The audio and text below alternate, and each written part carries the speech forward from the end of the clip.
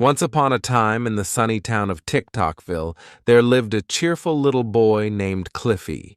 He had curly hair, bright eyes, and the biggest smile in class. Everyone loved playing with Cliffy at Rainbow Preschool. But there was just one little problem. Cliffy was always late, no matter how early his mom woke him up. No matter how many alarms rang, Cliffy would still yawn, stretch, and snooze like he had all the time in the world. "Cliffy, hurry," his mom would call. "Your bus is about to leave." "Just 5 more minutes," Cliffy would say, pulling the blanket over his head. And so, every morning, Cliffy missed the school bus. Every day, he reached preschool after circle time, after the good morning song, and after his favorite building blocks were taken. "Why are you always late?" asked his best friend Zara. Cliffy just shrugged and said, "I don't know. Mornings are sleepy." One day, something magical happened.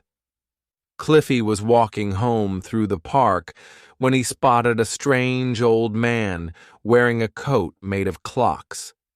Ticking clocks, tiny clocks, chiming clocks, all stitched into his sleeves and hat. "Whoa!" Cliffy gasped. "You look like a walking time machine." "I'm Mr. Tock," the man said with a grin. "Clockmaker of magical moments." He looked closely at Cliffy and said, "You, my boy, are late for everything." Cliffy's cheeks turned red. "I try, but time just runs away."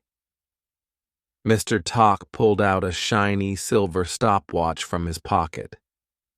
"This, Cliffy, is no ordinary watch. It knows exactly what time you need. If you listen to it, you'll never be late again." Cliffy took the stopwatch.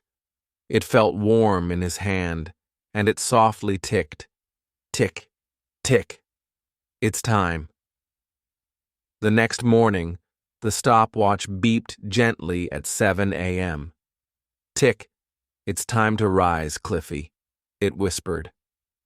Cliffy opened his eyes and didn't even snooze.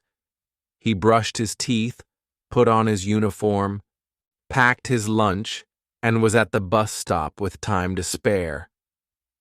At school, Ms. Lily clapped her hands. "Cliffy, you're early.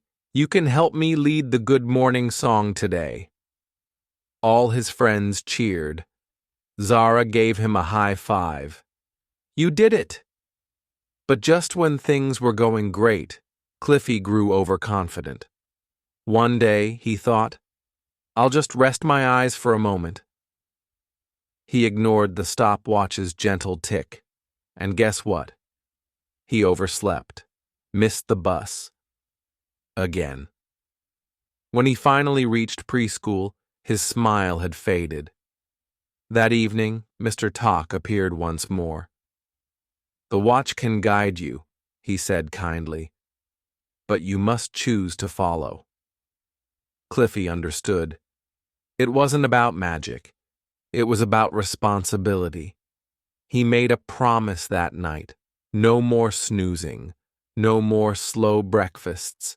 No more racing the clock. From that day on, Cliffy became the most punctual kid in class. He even helped Tommy and Rena, who were always late too. "Want to use my old routine chart?" Cliffy offered. "It helps." And every time the clock struck 8, Cliffy was already at his desk, ready to learn and laugh with his friends. Moral of the story: being on time shows respect for others and for yourself. When you manage your time well, you make room for fun, friendship, and adventure. The end.